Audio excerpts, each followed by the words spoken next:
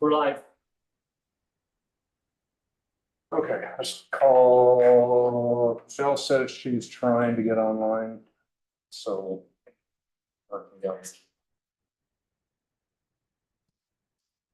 All right, let's go ahead and call this meeting to order the February 15th, 2024 Finance and Audit Committee meeting. Teresa, will you take a roll call? Trustee Gordon Cook. Here. Trustee Robert Johnson. Here. Trustee Yummy Pandolfi. Here. Trustee Michelle Wyckoff. Trustee Ronald Thies. Yes. We have a quorum. Michelle will be online since she gets her connection. Thanks. Okay, you have the agenda, pretty standard. Any changes, comments? Otherwise, I'd like a motion and a second to approve it.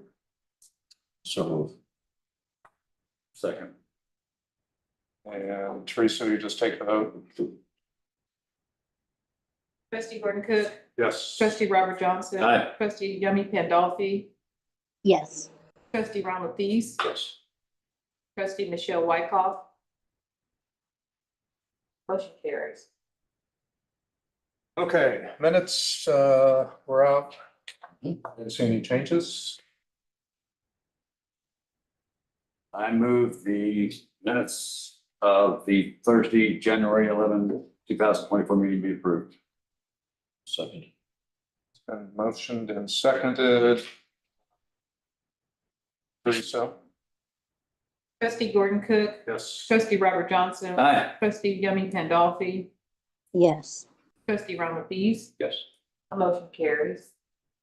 And this is Michelle. I'm on now. I was having problems unmuting. Okay, Michelle, would you like to vote on that motion? Aye. Thank you. Motion carries. Okay. Financials. Jeremy. Yes, morning. We'll start with the first page, which is our balance sheet. Just comparing cash and investments to the prior period, January 31st, 2023. Cash and investments totaled 76.3 million. As you can see in the current year, January 31st, 2024, cash and investments are 64.96 million. So that's about an $11.3 million drop in cash year over year. Beyond that, comparing the prior periods activity level. We ask questions along the way. Sure. I assume that is mostly related to construction. Yes, I think so. You're looking at, you're giving us the aggregate totals, correct? Correct. Comparing the prior year activity, the revenues over expenditures a year ago at this time were just over 24.5 million. And this year they're just over 18. So there's about a 6 million drop in the variance between revenues to expenditures from the last year to this year. I don't believe I have any other things of note for the balance sheet, but I'd be happy to answer any questions.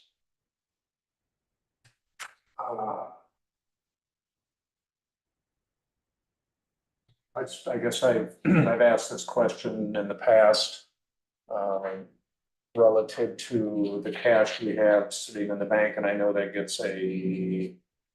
gets what is closer to a money market rate, but I also know that the yield curve, there's probably 50 to 60 basis points spread on whatever our rate is on the bank account. So I don't know how aggressively we're running the cash. But 21 million sitting in the operating account versus having, if you look at 90-day T-bills, you'd probably pick up at least 50 to 60 basis points. So just throw that on the table. Yeah, and I'll have to talk to Quan. I mean, some of this may just be timing. As of 12/31, the cash was 21, perhaps, January.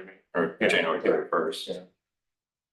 If we had received that money on the 31st, then there'd really be no way to move it. But So yes, I agree. We need to leave some liquidity. I don't believe we need this much either.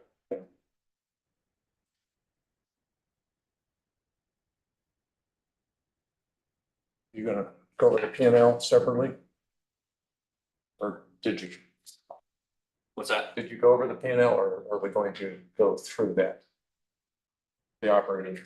Oh, no, I'm just doing the balance sheet Okay, first. sorry. If there's no more questions, we'll move on to the general fund. Let me, I guess, in total, what are the revenues for each of the three counties? Do you have those? Well, let's say through, yeah, January 31st. Well, I think he's gonna get to that. Okay. I think that's our next page. It is. Yep. It's mine too. So I have other questions as well, but Good. let's have him go through that and then we'll come back to questions. Okay, so just comparing all taxes, the current year compared to the prior year, we're up about 7%, about $3.49 million. Total revenue is up about 8%, so just a little bit higher at $3.74 million compared to the prior year. On the expenditure side, payroll and benefits are up about 9%, about 1.75 million over the prior year. Library materials are down about 17%, which is 1.17 million compared to the prior year. Programs are up about 12%, 46,000 compared to the prior year. Library operations are up about 3%, 156,000 compared to the prior year. And total expenditures are up about 2% or 778,000 for the prior year. So the difference between revenue to expenditures in the general fund is up about 16% or $2.96 million. However, with the $9 million transfer, then our change to fund balance comparing this year to last year is down about 6 million. So other than that, I would say that what I can see, it appears that the library is performing in the budget that we had projected earlier. Okay, I have questions, Bob, go ahead. Yeah, I assume it, my question is in reference to the amount of property tax, personal property and real property taxes generated in each of the three counties. I assume that's the amount on the far right side. That's the budget for the year. Oh, it's budget. So Yeah, the middle would be the year to date. Year to date. And then in the far left. Yes, is got it. current. There it is. Got it. Thank you. So I have a question on revenues. Have you projected where we're going to be?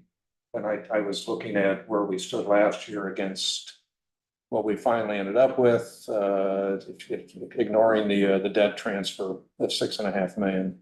But we were 55.5 last year, which was at based on the June 30, 89, a little under 90% of what we finally ended up with.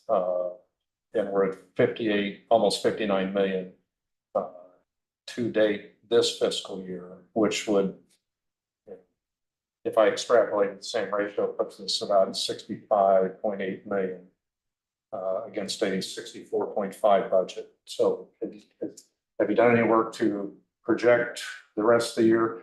And I know we have this year the appeals in Jackson County. Do we know how much impact that's, do we have any idea of? I have not heard what the final outcome of the appeal process has been. In terms of a projection, we currently think that we're on track to be within 1% of our budget. It's been about the standard. The real difficult thing in projection is really how much of the prior year people are going to pay, Right. to keep their property off the tax statement, to be quite honest. So that's pacing a little higher than it was last year. But I think we're still going to be right with that same range. So we haven't made any massive change to the revenue projection. Great. Second question I have is on I see we moved interest cost up into library operations in the budget that is shown below the line as a finance cost. I was curious why we moved that up. I'm not sure I'm following you, but You look on the bottom of the, go to the next page, Cody or Brian. Page up, Oops. page down. Page down, sorry. Oh, let's go back. But There we go. interest was in the budget. I want the second page of that statement. There. So on the interest was below the line. I guess I look at that as a finance transaction as opposed to a operating cost. But it's now presented in the operating expenses, so I just, we budgeted it down below. I think it's probably, I think I prefer it stay below. So we look at pure operations cost against, in terms of what the library is doing. I believe the GASB would consider interest expense an operating cost of the general fund. It would perhaps be a non-operating cost of an enterprise fund, but in the general fund, it's an operating expense. And I guess my comment in regard to that is that these are internal financials, and what we do on the GASB side shows up in the annual report, and what we do internally is kind of, it's just understand how things operate. So I don't know that we have to follow the hard and fast of the GASB on these financials. So the second question I had is the budget has 350,000 allocation of future maintenance. Is that still your intention to move that before the end of the year?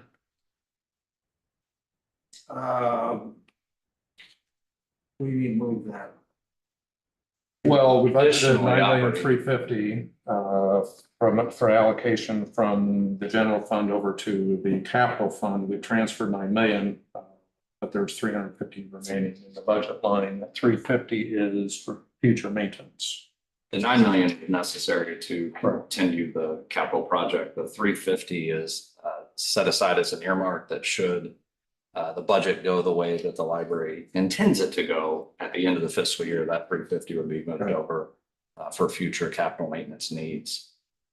In the event that, say, revenue were not to meet our expectations or an expenditure were to occur that wasn't anticipated, that 350 acts as a buffer for the operating fund. Okay. So we'll revisit this in May or June then. Yes. Okay. All right. Michelle or Yami, any questions? Nope, I'm good. Okay. No, thank you. Moving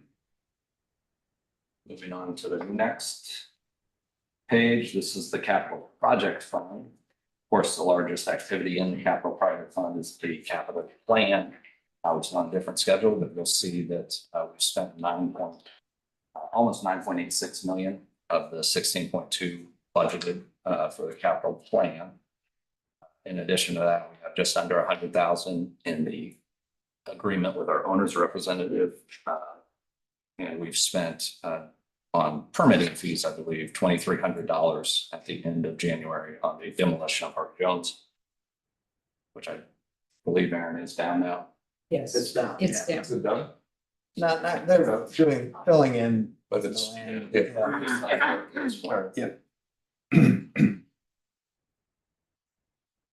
Beyond that, total revenues and transfers into this fund are 9.85 million. Expenditures are 9.958 million. So we spent $107,000 more we have in revenues and transfers.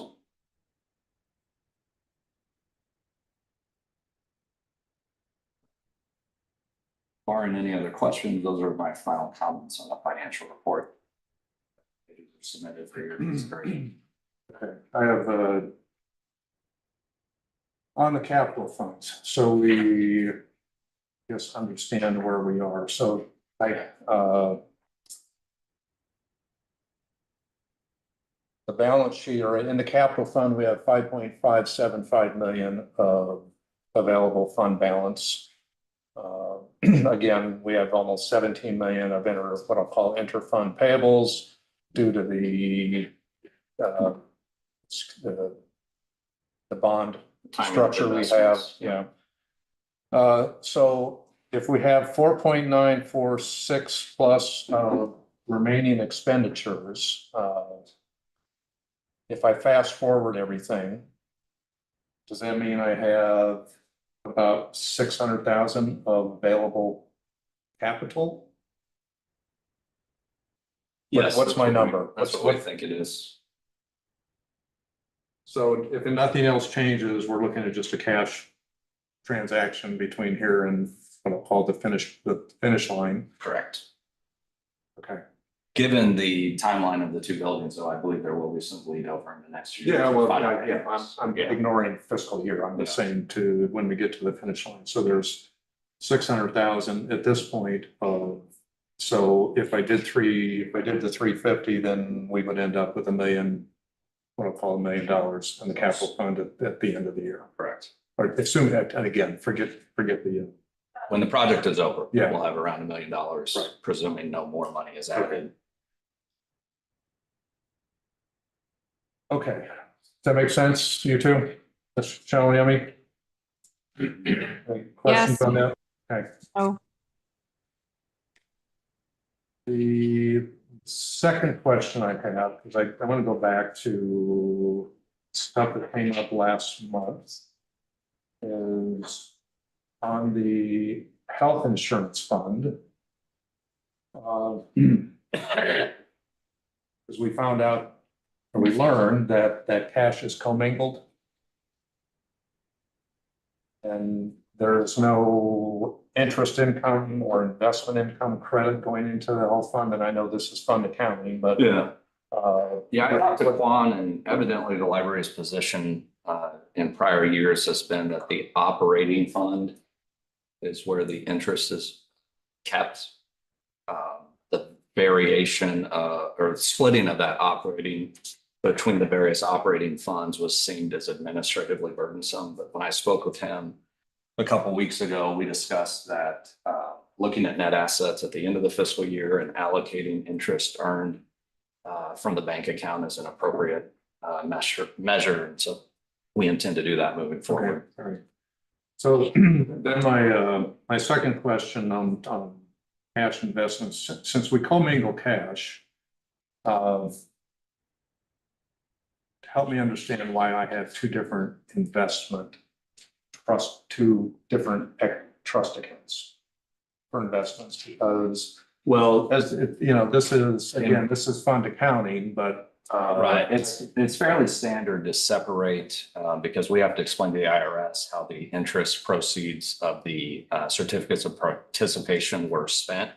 So it's fairly standard in government to separate anything that's a capital bond proceed from all other cash. So what you'll see as those certificates of participation are turned back in, that account will just essentially dwindle away to nothing once all of those investments have matured, paid the general fund back, and paid all of its obligations. Anything remaining then would be there for the debt service if there is anything remaining. okay, so you're saying the initial 80 million had to go into this separate account. Okay, so then why? Okay, so in comparison to the 9 million, that was a bookkeeping entry. We didn't actually move $9 million over and move it back. That's correct. Okay, From a cash perspective. right. And so if I, again, fast forward to the end and say, okay, I'm done with the COPs, then if I'm understanding correctly, I can just close that account and I can end up with a pooled investment account. Correct? Yes, when all the COPs mature, what isn't spent on the capital project is then converted to debt service. But that account will be closed because that then becomes Okay. operations. But theoretically, that will be zero. Theoretically, yeah. Okay. Given the amount of cash contributions from the library, I would Right. expect it to be Well, zero. we're far over that number, so. Okay. Then the only other question I had is on the health insurance fund. This is showing the fiscal year budget. Where do you report the actual, because that plan was on a calendar year basis. Can we get a report of the calendar year actual in terms of the costs?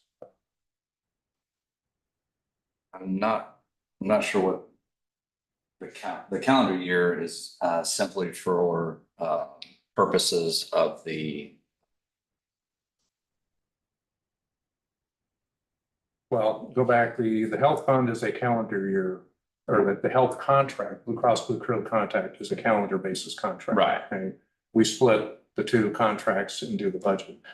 So my question is, if the original, when they did the original pricing for the 2023 calendar policy year, is there a comparison of the initial pricing and what we actually ended up with? We should be able, I mean, that's something I think that Lockton should do or. yeah, Lockton does do it. Yeah. So, but I'd like to see that. We're reporting on the fiscal year. Don't understand that, but I think part of what the purpose of having Lockton here last month was to get an understanding of how the health fund works. And I'd like to see a summation of the 2023 year. We can do that next meeting. I'm not sure the IBNR is finished for the 2023 year yet, but I'll check with Lockton and see what Well, they got the always, lag, so. yeah, there will always be that. Yeah. Well, right, but there's a certain amount of lag that gets accrued back, so. Right, That's why. Right. But as I of. think it's as of- 90 days, but I'm not Yeah, sure. But as of but they'll have some estimate of that, and we'll at least look at the pricing, what the original pricing, the initial pricing was on the policy year versus what actual was. Yeah, I'll check with Okay.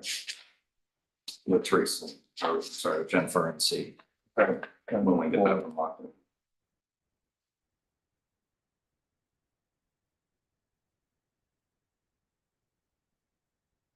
And that, Ron, Michelle, Yummy, Bob. Nope. Comments, questions?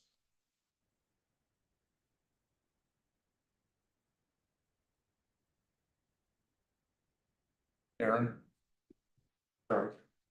Any comments? No? Okay. I guess just one, and like I said, we have this budget process, which I think is great to have. I just didn't know if we were gonna make any comments about it on. We're gonna get there. I'm just trying to wrap up monthly financials. Yeah, that's correct, exactly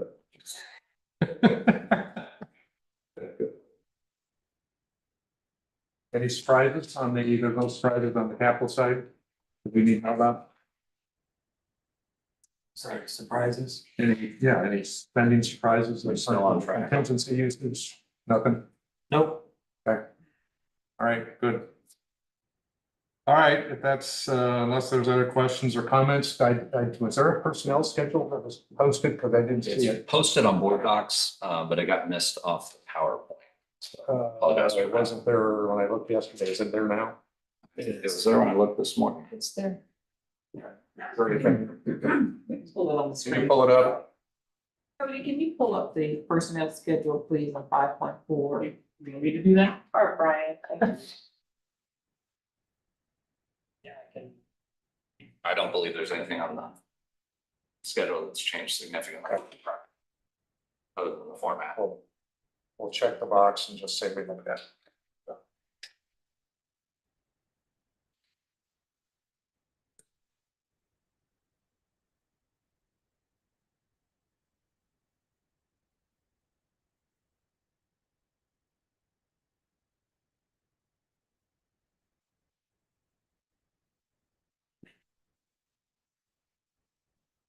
It's on finance, Teresa, or on board? It's on.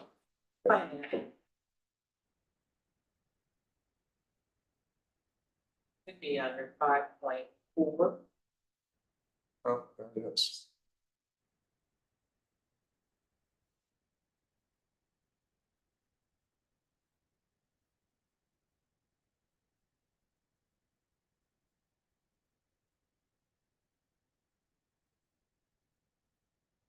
Oh, it's scheduled.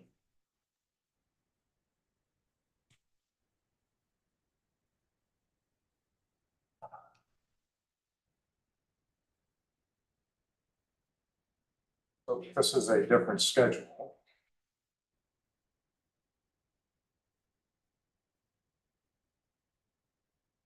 Yeah, believe, Jennifer, but is Jennifer here today?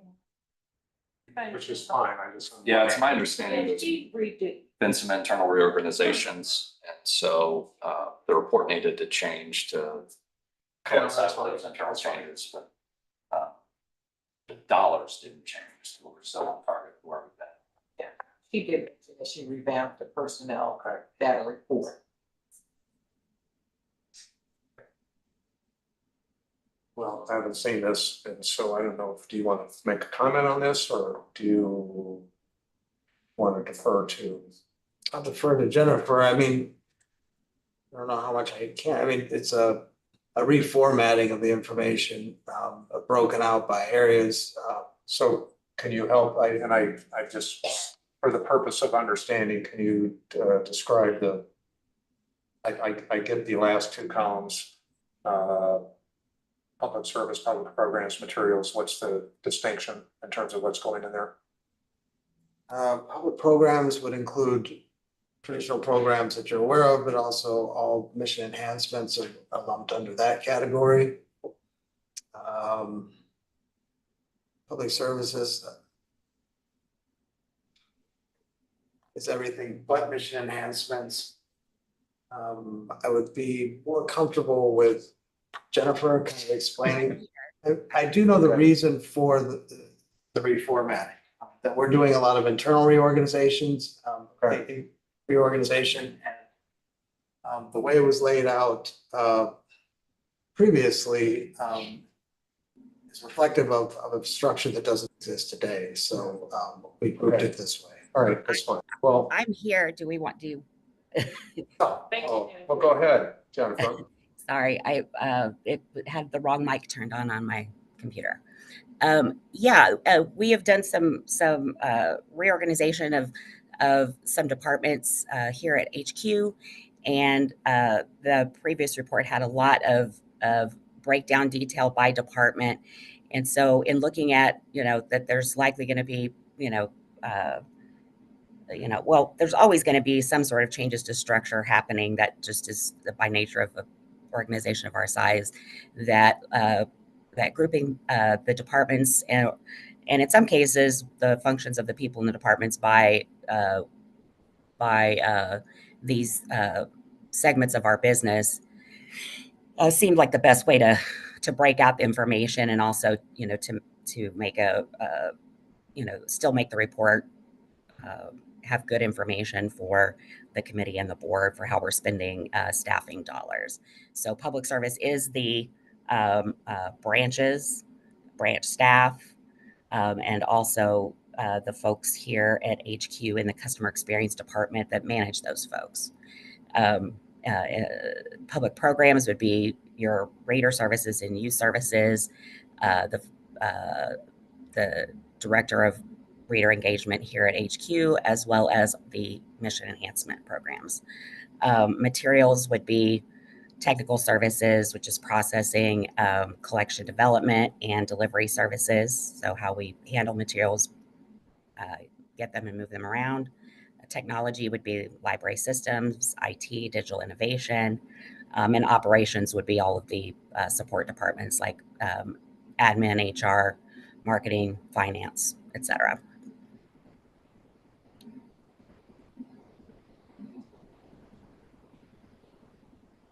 Well, I like this format. So.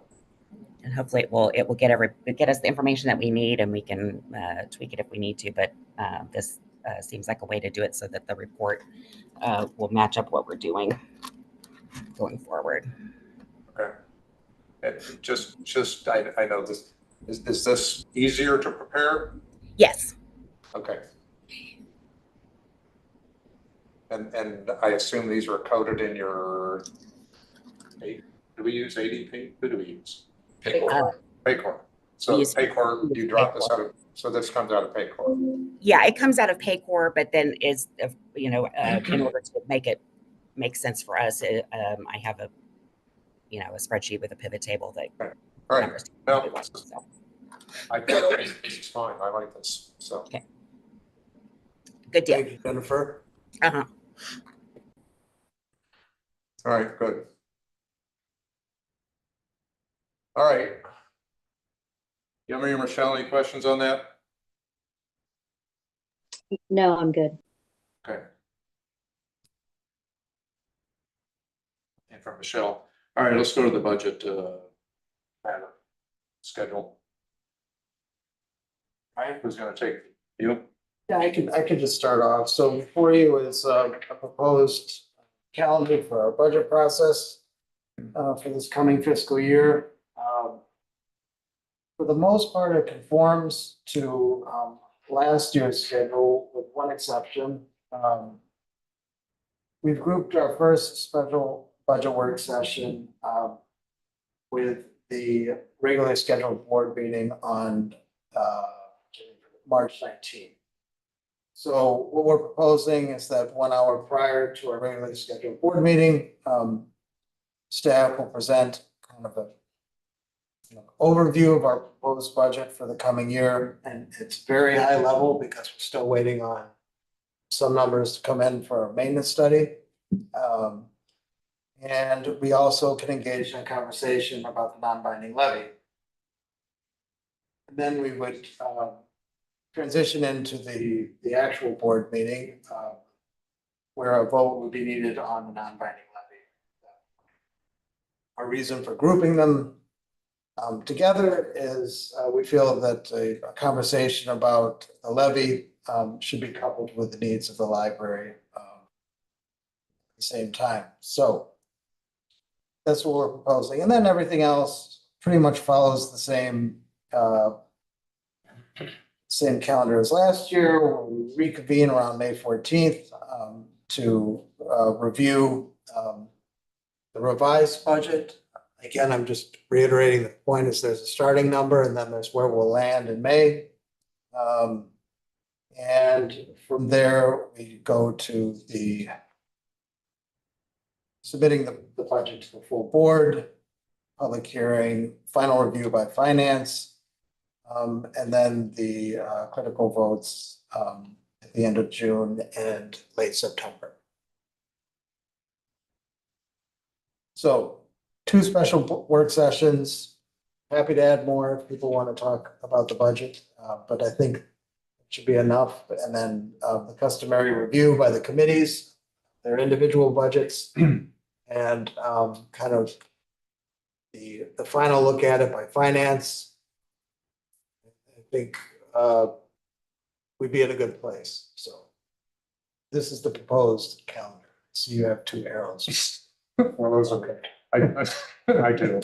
So you said a 1 hour session. My question is that seems rather short. Could be longer. Well, I know, but if you start at 4 o'clock and then there's this mad dash to 5, I guess I'd want ample time for just discussion. Absolutely. We did not put durations here. I just picked 1 hour, just off the top of my head, but if an hour and a half or 2 is needed, I'm happy to do it. It's all about everyone's availability. If they can make it, then I say we do it. And I will provide coffee and snacks. But I will remind everyone, if anyone's getting nervous, our regularly scheduled board meetings used to be 2-3 hours. And what we're proposing here is 2 sessions that probably would land in that neighborhood, so. Yeah, no, I'm just. I don't know what else is on the March agenda. So I know the amount of time we took last year was close to, that was kind of the first time out of the box. Yeah, I do want to say, not getting into a great deal of detail.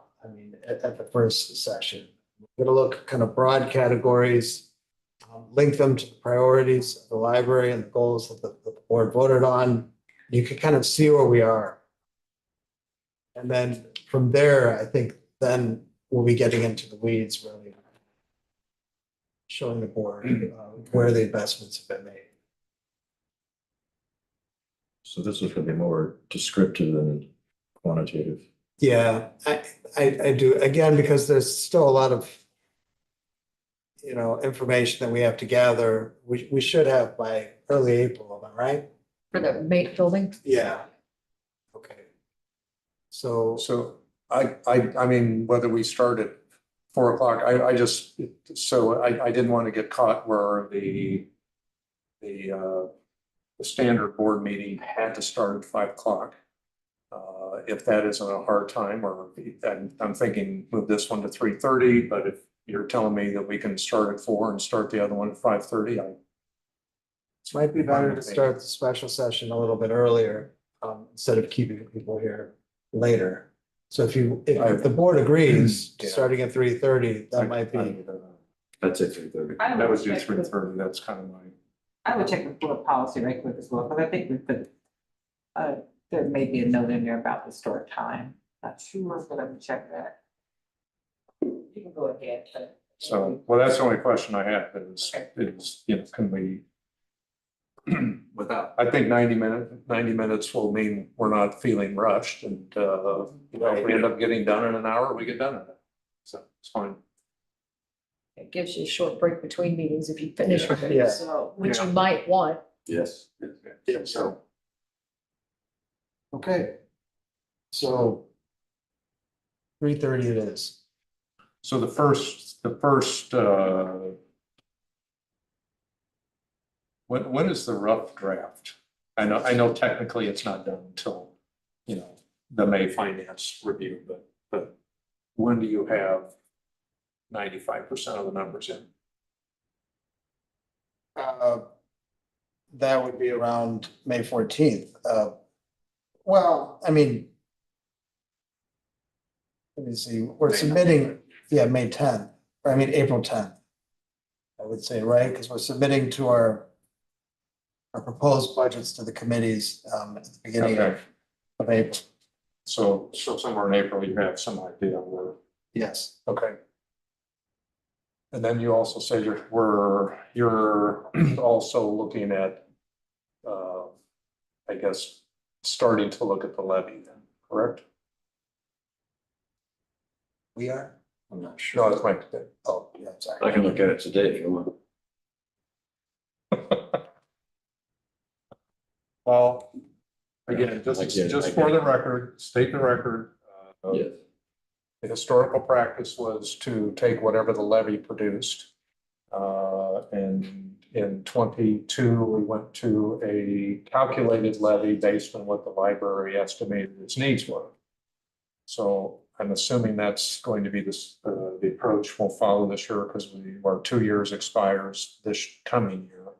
So the options in September are to again set a levy based on what you estimate the library's needs to be, or revert back to what the calculated, adjusted calculated Hancock adjusted levy is at the maximum rate, which is nowhere near the voter approved rate, because there have been numerous Hancock adjustments and growth in the counties along the way.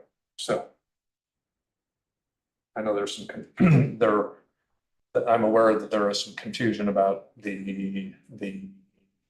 what the voter approved levy was at 40 cents, which was never exercised, even out of the box, because it got Hancock adjusted before it ever got used.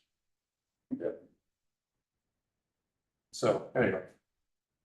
So yes. That we intend to demonstrate, you know, a need. Okay. And I have no idea what that number would be at this moment. You know, but definitely share it with everybody. Okay, all right. Put the budget together.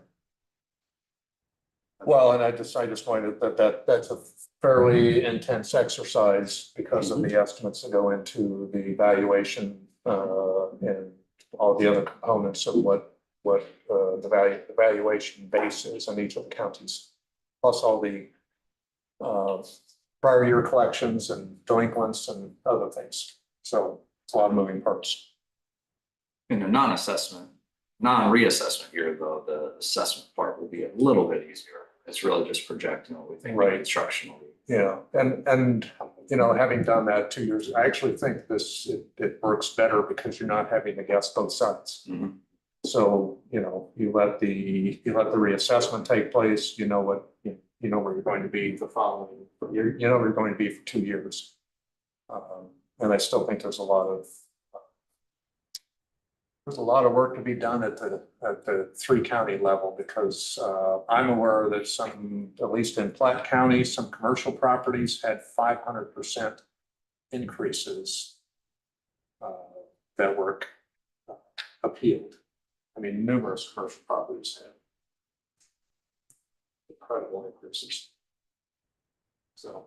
Just so I'm clear, by statute, we're required to vote on the non-binding levy and then approve it then at the end. Correct. Okay. Right. And what came up last year, again, just for the record, historically, the non-binding levy up until last year was put out at the voter approved rate of 40 cents. Okay. So when, well, last year it was changed to the adjusted. Yeah, the year before it was 35. Okay. And, but again, I'm gonna go back to, I thought it was always set at it was approved at the maximum rate, which always raised the question. Yeah, with the exception of a couple of 46. years ago, yeah. Yeah, I was saying a couple of years ago, it got changed, right? Correct. So. Correct. Okay.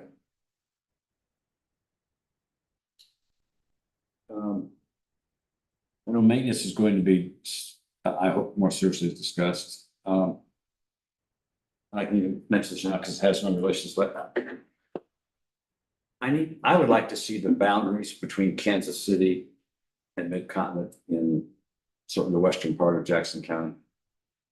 We have a map that shows. Yes, I mean. That's not very. Yeah, but yeah, okay. I mean real blocks, especially like, Names of streets and things like that. yeah, like, for example, you're starting at the county, at the state line.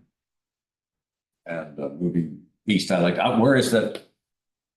Do any of us know what our northern boundary is? It's like the river. The river. It's not the river.